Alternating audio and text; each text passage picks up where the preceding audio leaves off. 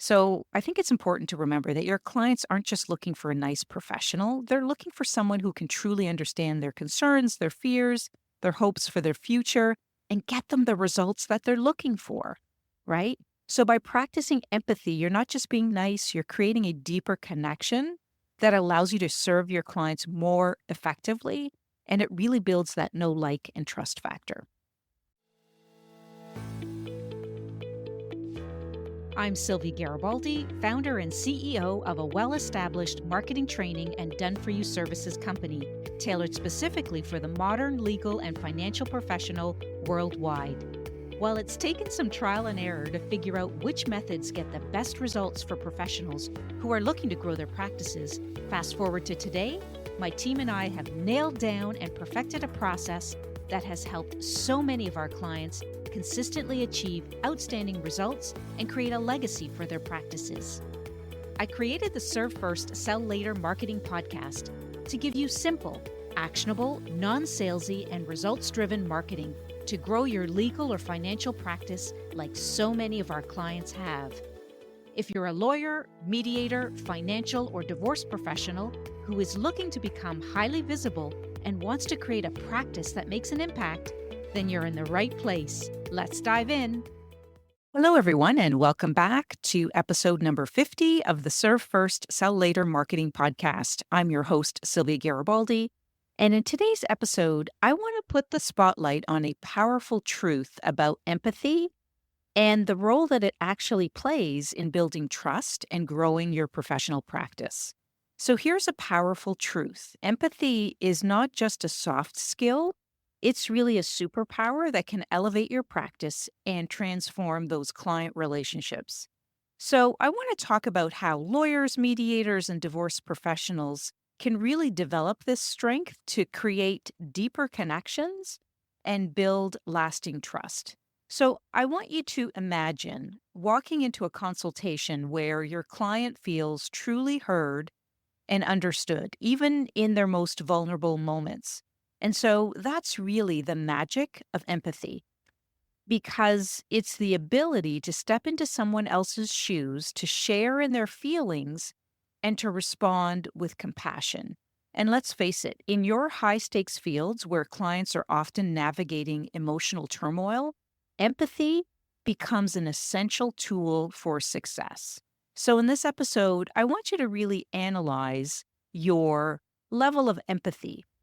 Do you feel that it's where it should be? Should you be developing your empathy further? So, this is what I hope to accomplish in this episode because we're going to unpack what empathy really means in a professional context and examine its profound impact on clients, on prospects, and referral partner relationships, and really share practical strategies for integrating it into your daily practice and your marketing efforts because they're all tied together. So, what exactly is empathy? So, in simple terms, it's the ability to understand and share the feelings of others. And it's like having a superpower that allows you to step into someone else's shoes and see the world through their eyes. So, typically, if you've experienced something that someone else has gone through, you most likely will have empathy in that type of situation. So, empathy isn't just about feeling sorry for someone, it's about truly connecting with their emotions and experiences. So, an important question to ask is how does this apply to your work in the legal, mediation, or divorce space? And I just want to say that empathy can be a game changer in your field because when you use empathy in your practice, you're not just dealing with cases, you're really dealing with people. Real people with real emotions, real fears, and real hopes.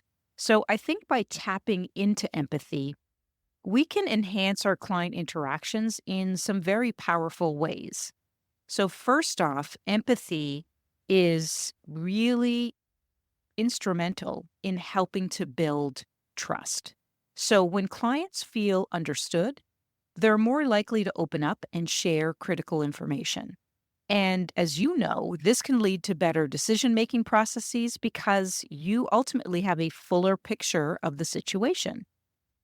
Second, empathy allows you to communicate more effectively. So you can explain really complex concepts in ways that resonate with your clients' experiences, making the whole process less intimidating for them. And that's really what you want to do. At the end of the day, you want them to feel comfortable and you want them to feel less intimidated.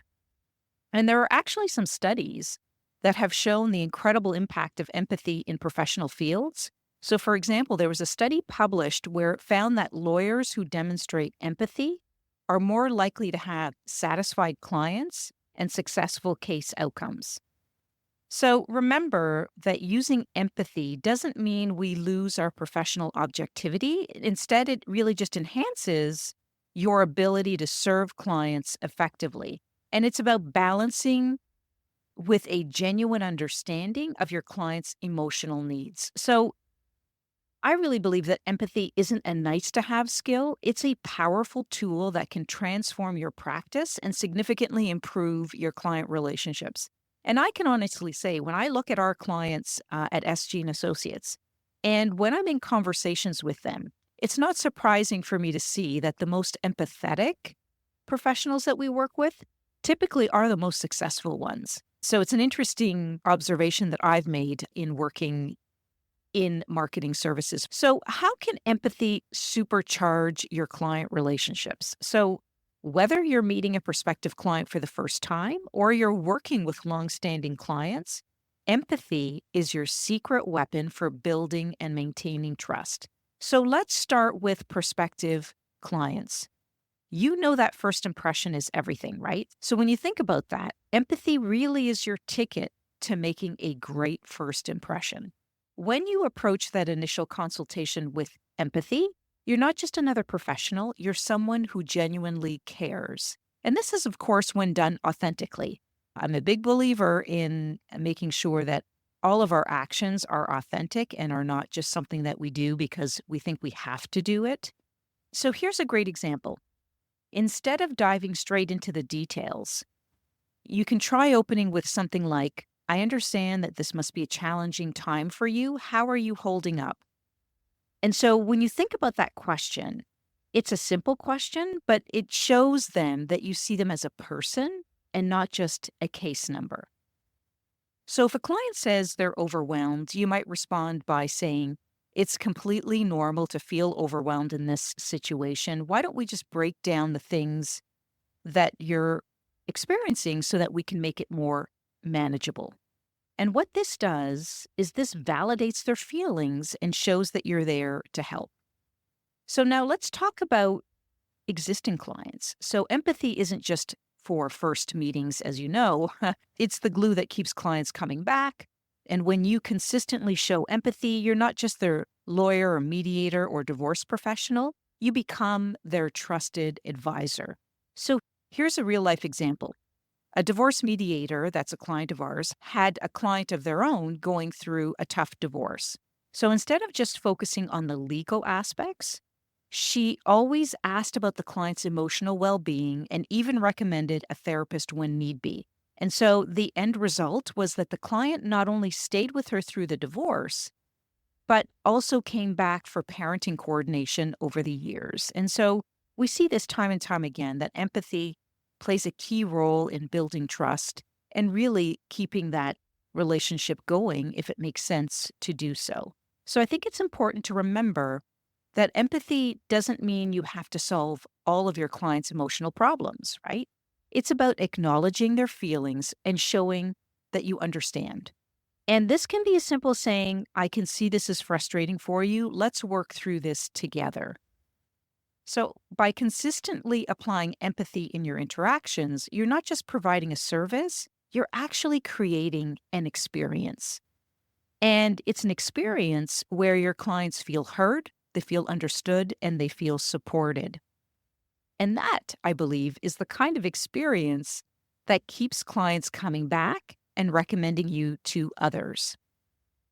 So now that we've explored why empathy is so crucial, let's dive into how you can actually incorporate it into your daily practice. So I'm going to share some practical strategies that you can start using right away. So, one of them, I think, is active listening. And this is really your secret weapon for understanding your client's needs and concerns.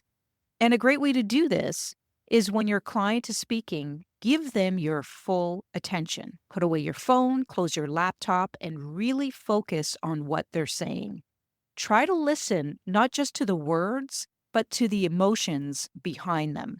And I can tell you that when you practice this often, you get much better at it because it can be challenging to tune everything out and just focus on the client or prospect that is in front of you.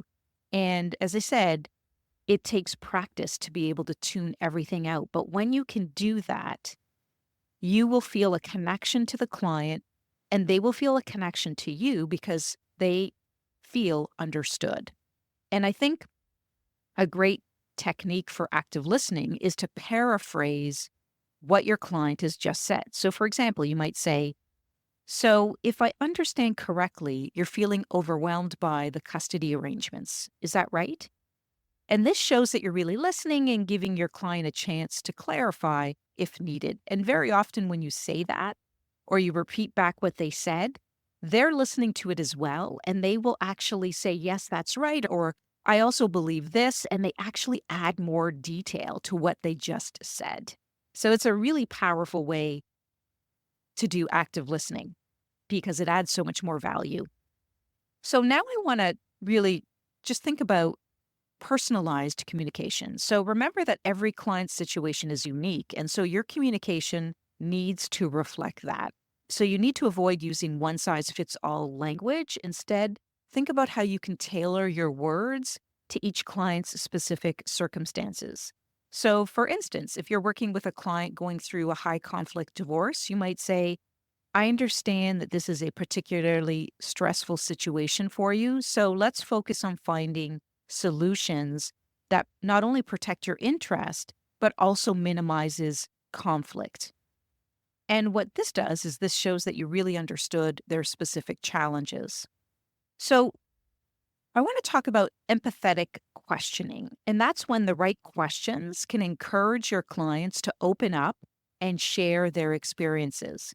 So, open ended questions really are your best friend here. Instead of asking, "Are you upset about this situation?" you can try something like, "How are you feeling about the changes in your life right now?" Right. And so, when you ask that, this really gives your client the space to express themselves more fully. Another great question is, "What's the most important outcome for you in this process?" And what this does is this shows you're interested in their priorities and not just in the details. And lastly, let's not forget about the nonverbal communication. So that's your body language, your facial expressions, they all speak volumes. So think about eye contact to show that you're engaged, lean in slightly when your client is speaking to show that you're interested, nod to show understanding, and be mindful of your facial expressions. If a client is sharing something difficult, make sure your face reflects empathy and not judgment, right? So a really compassionate expression can make your client feel safe and understood. So it's not just verbal, it's the nonverbal as well that you need to be paying attention to. And I think if you're incorporating these strategies and they're new to you or you're experimenting with them, it might feel a bit awkward at first. And that's totally okay because, like any skill, empathy does take practice.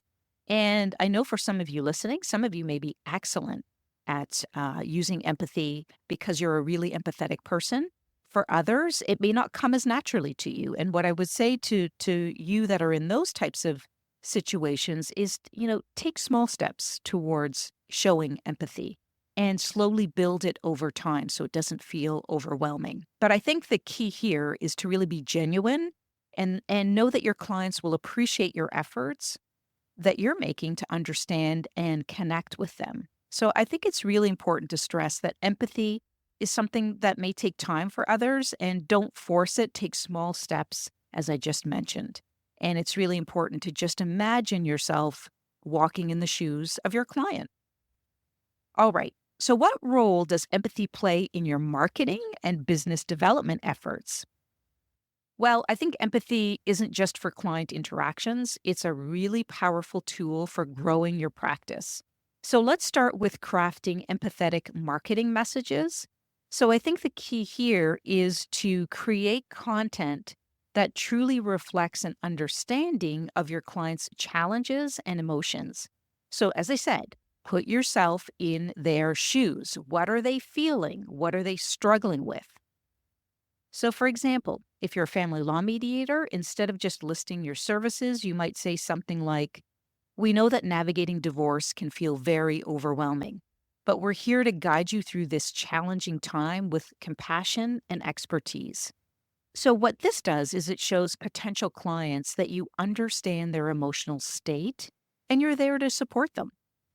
For workplace mediators, you could say something like, "Workplace conflicts can be stressful and impact productivity. We help create harmonious work environments where everyone feels heard and valued." And I think this demonstrates that you understand the ripple effects of workplace disputes and the importance of resolution that employers need to take very seriously. Now, let's talk about building relationships with referral partners, because we all know that referral partners are the lifeblood of your practice. So, empathy can be your secret weapon here again. So, when you meet with potential referral partners, don't just focus on what you offer or what you can offer. You need to take the time to understand their needs and their challenges as well. So, for instance, if you're meeting with a therapist who might refer clients to you, you could say, "I'd really love to understand more about the challenges that your clients face when they're considering divorce. And also, how can I make this process easier for you and for them?"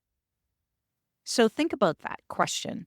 This shows that you care about their perspective and that you're willing to adapt your services to better serve their clients. Okay. And finally, let's look at cross selling services to existing clients. So, this is where empathy skills can really shine, I think. By truly understanding your clients' evolving needs, you get to identify opportunities to offer additional services that genuinely help them. So, for example, if you're a family law mediator who's just helped a client through a divorce, you might notice that they're concerned about their financial future, and you can see that it's really weighing on them. And so, this is an opportunity to offer some kind of financial planning services by maybe referring them to a trusted financial advisor. And you could say something like, "I've noticed that you seem really concerned and preoccupied about your finances post divorce. Would you like me to connect you with a financial planner who specializes in post divorce planning?" So, another great example for workplace mediators after resolving a conflict, you might identify a need for a team building exercise or some communication training. And you could say something like, "Now that we've resolved this issue, would you be interested in some preventable measures that you could take? Because I offer team communication workshops that could really help prevent similar conflicts in the future. What do you think about that?" So remember, the key to empathetic marketing and business development is to always put your clients' needs first. So it's not about pushing services that they don't need, it's about truly understanding their challenges and offering solutions that can genuinely help them. So I think by infusing empathy into your marketing messages, your networking efforts, and your client relationships, you're not just growing your practice, you're building a reputation as a professional who truly cares. So you're building that brand. And I think in your field, that's one of the most powerful marketing tools of all.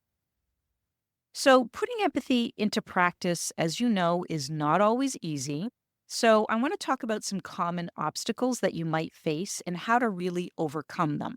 So, what I see a lot of when working with professionals is one of their biggest barriers to empathy is time pressure. And so, as a busy professional, you're often juggling multiple clients and deadlines. And I know it can feel really tempting to rush through meetings and focus solely on the case details.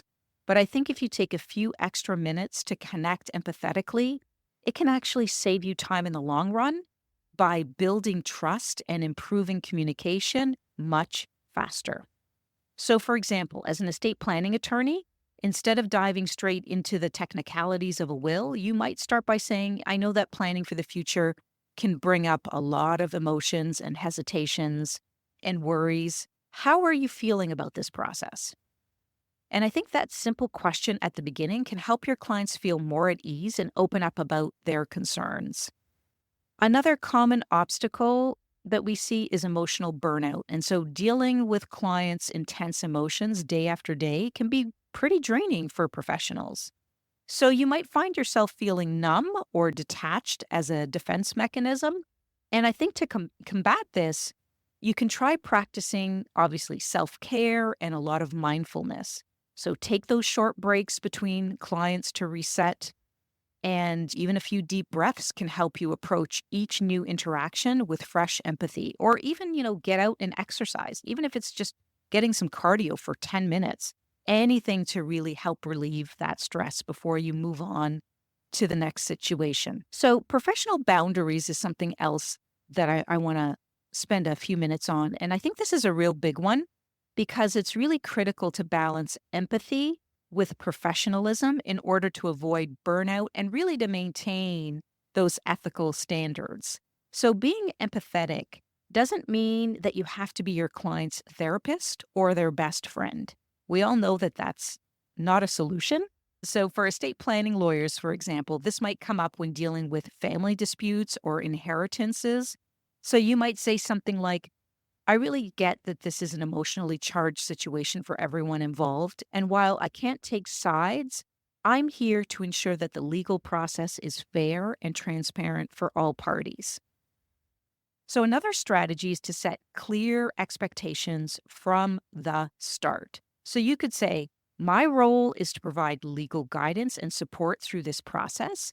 And while I always strive to be understanding and compassionate, there may be times when I need to give advice that's difficult to hear. So, saying something like that really acknowledges a lot of things and sets the stage. And it's totally okay to acknowledge when a situation is beyond your professional scope. So, for example, if a client is struggling with grief or, family conflict that's impacting maybe your legal process, you could say something like, I can see that this is a really difficult time for you. While I'm here to help you with the legal aspects, it might be helpful to speak with a grief counselor or a family therapist. Would you like me to provide some recommendations? Right? So really approaching it with sensitivity, but also, ensuring that you're following the right process to get your clients the right results. So I think it's important to remember that practicing empathy really is a skill and it just gets easier with practice. So please don't be too hard on yourself if you struggle with this sometimes, because the fact that you're making the effort to be more empathetic, that already sets you apart in your field. Okay, let's talk about a crucial distinction that many professionals overlook, and that is the difference between being nice and being empathetic. So, as a professional, you might think that being nice to your clients is enough, but empathy takes it a step further. And I also want to say that being nice is about being pleasant and agreeable, and it's really a surface level politeness. So, for example, you might smile and nod when a client is speaking, or you may offer them a cup of coffee when they arrive. And these are what we call nice gestures, and they're important, but they don't necessarily demonstrate empathy. So, empathy, on the other hand, is about truly understanding and sharing the feelings of others. So, I hope you see the difference there. And it's about putting yourself in your client's shoes and seeing the world from their perspective. So, let me give you a quick example. So, you have a client who's struggling to make decisions about their estate plan. And so, a nice approach would be to say something like, "Oh, let's handle this one step at a time. Don't worry about it. We'll figure it out." Whereas an empathetic approach would be to say something like, I can see that this is a difficult decision for you. Many of my clients feel overwhelmed at this stage. Can you tell me a little bit more about what's making this challenging for you? So I hope you see the difference there. The empathetic approach shows that you're not just being polite, but you're truly trying to understand their emotional experience. and you're acknowledging their feelings and inviting them to share more. So, another key difference is that being nice often involves avoiding difficult conversations to maintain that sort of politeness and pleasantness. Whereas empathy, it gives you the tools to have those tough conversations in a way that is supportive and understanding. So, for instance, you might need to discuss the possibility of family conflicts over inheritance. And so, a nice approach might skirt around the issue to avoid that discomfort. But an empathetic approach would acknowledge the emotional complexity of the situation while it's still addressing it directly. So, I think it's important to remember that your clients aren't just looking for a nice professional, they're looking for someone who can truly understand their concerns, their fears, their hopes for their future, and get them the results that they're looking for, right? So, by practicing empathy, you're not just being nice, you're creating a deeper connection that allows you to serve your clients more effectively. And it really builds that know, like, and trust factor.